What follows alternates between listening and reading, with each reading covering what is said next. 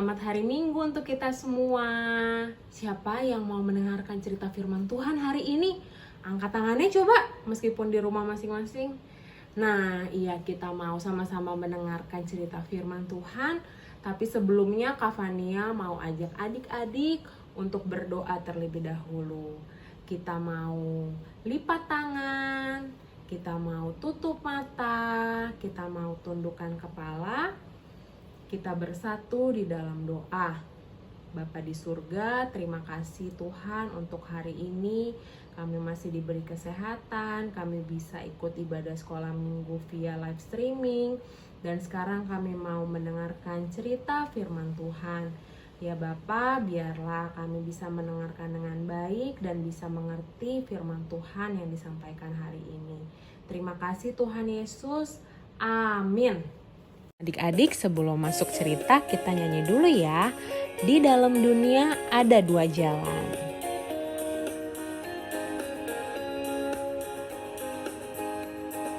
Di dalam dunia ada dua jalan, lebar dan sempit, mana kau pilih? Yang lebar api, jiwamu mati, tapi yang sempit Tuhan berkati. Di dalam dunia ada dua jalan, lebar dan sempit, mana kau pilih?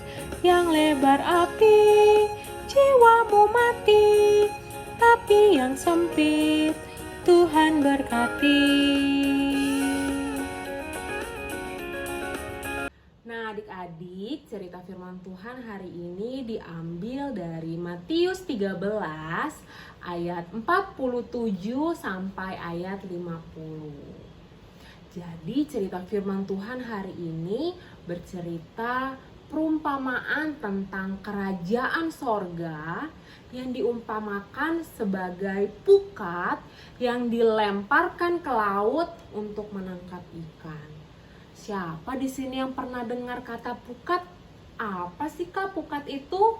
Siapa yang pernah dengar? Kayaknya belum pernah pada dengar ya.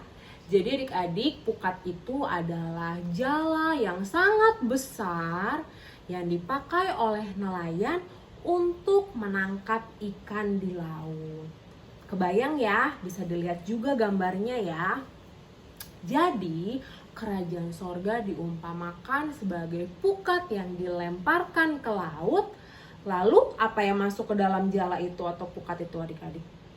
Betul, ikan-ikanlah yang masuk ke jala itu.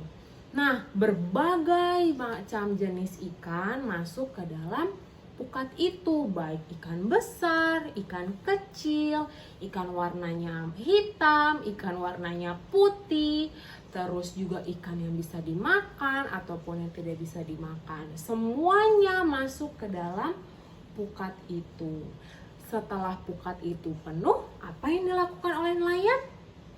Maka pukat itu akan ditarik ke pantai, lalu nelayan akan memisahkan ikan yang baik dan ikan yang tidak baik. Ikan yang baik yang seperti apa sih Kak Fania? Ikan yang baik adalah ikan yang bisa dimakan, ikan yang bergizi, ikan yang bisa dijual di pasar. Sedangkan ikan yang tidak baik seperti ikan beracun, ikan yang tidak bisa dimakan, itu akan dibuang oleh nelayan. Jadi ikan yang baik akan dibawa pulang oleh nelayan, sedangkan ikan yang tidak baik akan dibuang. Pukat atau jala yang dilemparkan ke laut. Kita lihat ya, jalanya besar, lalu nanti akan menangkap ikan-ikan yang ada di dalam laut. Nah adik-adik, kita baik Kakak Fania maupun adik-adik di rumah itu seumpama ikan-ikan itu adik-adik.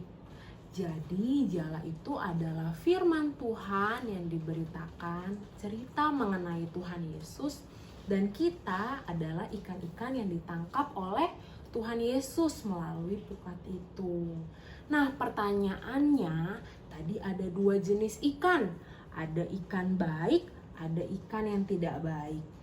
Nah, ikan yang baik dibawa pulang oleh nelayan, ikan yang tidak baik dibuang. Nah, kita sebagai anak-anak Tuhan mau menjadi ikan yang baik atau yang tidak baik, adik-adik? Maksudnya apa sih, Kak, ikan yang baik, ikan yang tidak baik? Jadi ikan yang baik itu adalah, sebelumnya kakak mau nanya, siapa di sini yang percaya sama Tuhan Yesus? Coba meskipun di rumah angkat tangannya, kakak yakin semuanya angkat tangan ya adik-adik. Nah, ikan yang baik, kalau kita mau jadi seperti ikan yang baik, kita yang sudah percaya sama Tuhan Yesus, kita harus juga melakukan perintah Tuhan Yesus, adik-adik. Sedangkan ikan yang tidak baik adalah mereka yang bilang percaya dan sayang sama Tuhan, tapi nggak mau melakukan perintah Tuhan. Sama seperti ikan tadi, ketika kita menjadi anak yang baik, percaya sama Tuhan Yesus, melakukan perintah Tuhan Yesus, kita akan bersama-sama Tuhan Yesus seperti ikan yang dibawa oleh nelayan tadi.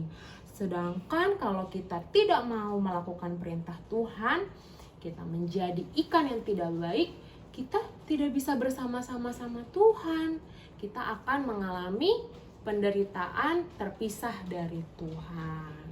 Nah, siapa di sini yang mau menjadi seperti ikan yang baik? Semua harus angkat tangan ya. Nah, contohnya gimana sih, Kak? Contohnya yang sederhana-sederhana aja, adik-adik. Apa sih perintah Tuhan Yesus untuk kita semua?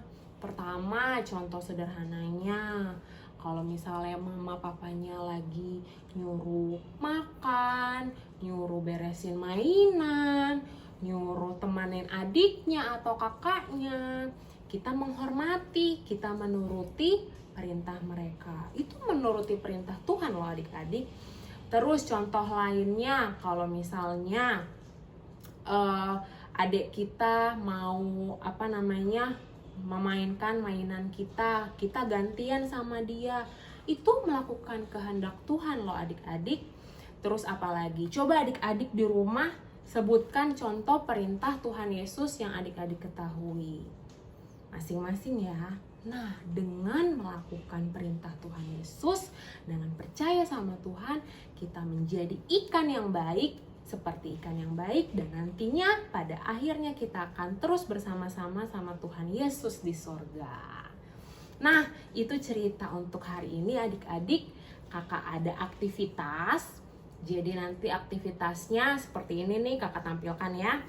Jadi nanti adik-adik menghubungkan si ikan menuju kepada Tuhan Yesus. Adik-adik ikuti jalan di mana yang mencerminkan perbuatan yang sesuai dengan kehendak Tuhan. Jadi bantu si ikan menuju kepada Tuhan Yesus melalui jalan yang menunjukkan, mencerminkan perbuatan-perbuatan yang melakukan kehendak Tuhan. Nah, demikian ya adik-adik, ditunggu untuk aktivitasnya. Adik-adik, mari kita tutup firman Tuhan hari ini. Kita kembali bersatu di dalam doa. Lipat tangan, tutup mata, tundukkan kepala. Bapa di surga, terima kasih untuk firman-Mu hari ini. Ya Bapa, kami mau seperti ikan yang baik, yang percaya sama Tuhan Yesus dan mau melakukan kehendak Tuhan Yesus dalam hidup kami sehari-hari. Bantu kami Bapa untuk bisa menjadi anak-Mu yang baik. Terima kasih Tuhan Yesus, di dalam nama Tuhan Yesus kami berdoa. Amin.